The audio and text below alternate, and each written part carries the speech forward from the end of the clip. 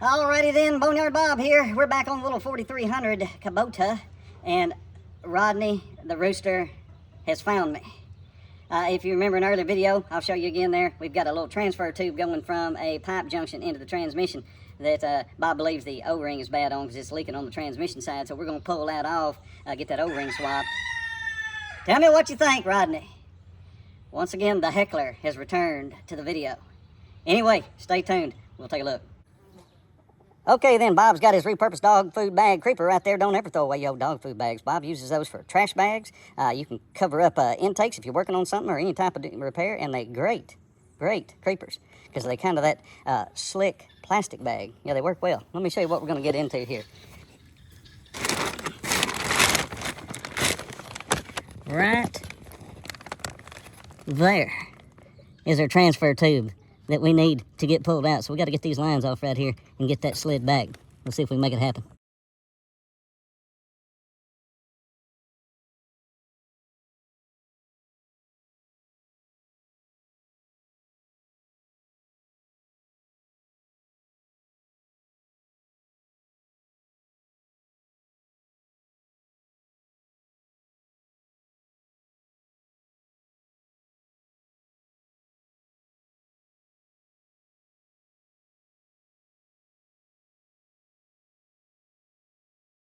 Alrighty then, Boneyard Bob here. We got the little nugget pulled off of there.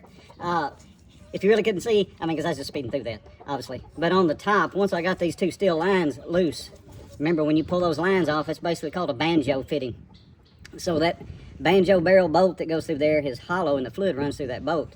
On the bolt head side and on the other side of the banjo fitting, there will be a copper or aluminum crush washer. So when you pull them bolts out, make sure that you're thinking, hey, I got to be finding two washers.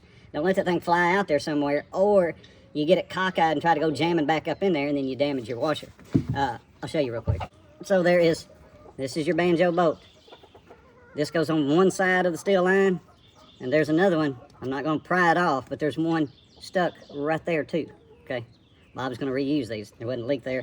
Just make sure all those surfaces are clean when you put it all back on, and then it shouldn't leak. So we've got that. Bob has the little piece all cleaned up. I mean, it was pretty clean since I steam cleaned the tractor, if you'll remember. But on top of it, there's some crud. The main thing when you pull all these holes, if it's got dirt on it, make sure you look. I've seen more repairs go bad. There's more repairs need to be done afterward by letting dirt jam back up in them holes. So, and then of course, once those two bolts were out of the top that held it to that bracket on the frame, the only thing left holding it in there was this transfer tube. And it's got an O-ring on each end. And Bob has his handy dandy Boneyard Bob O-ring selection. So we're going to pop those off of there and put some new ones on.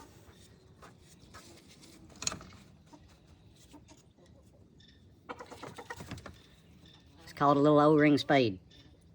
See how it's smooth? You can use a little small screwdriver.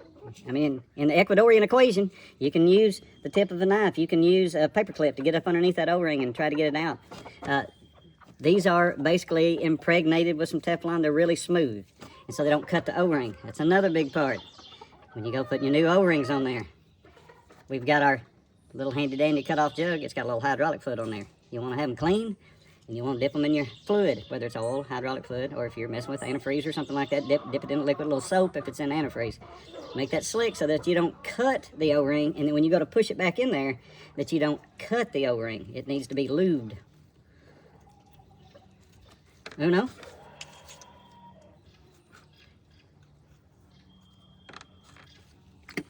Now, the outside O-ring on this side was not leaking.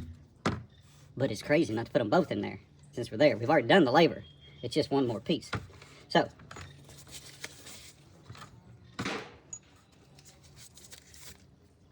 Bob thinks it's that one right there.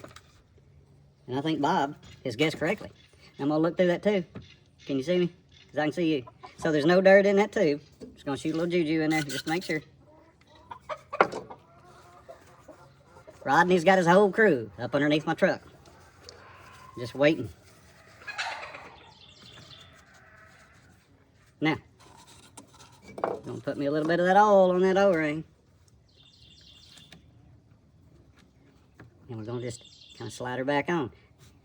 This is where this comes in handy too. Instead of sitting there fighting it, you can take that thing and just shoot it right over.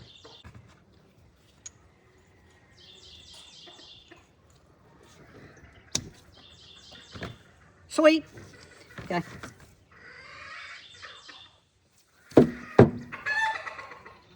Whoop. Just a little arrow.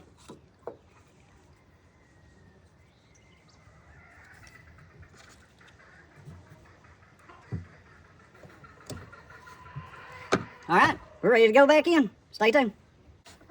And one quick thing, you get all this cleaned up, you got your new O-rings on there, where you're gonna put it back in there. You know, it's kind of tight, but it's fairly easy to get to. But before you get your component, go back up in there and start trying to push it in. Take a minute, go look up underneath there, look around the hole that this one is going back in.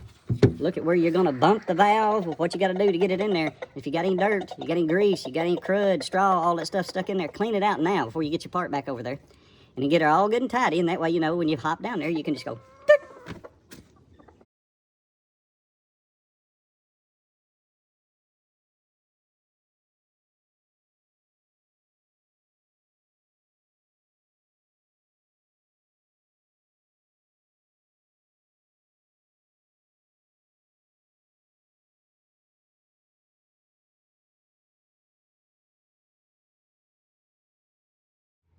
Alrighty then, Boneyard Bob here. We got that stuck back in there. She was a little tough getting that tube back into the transmission with that new O-ring. You just got to be patient and make sure she's lined up good. I put a bar on this side and went up to the step.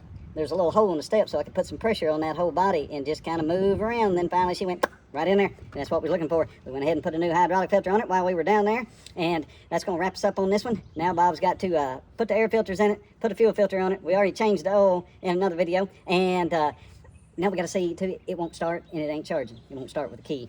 So we're gonna get that figured out. But anyway, appreciate y'all tuning in.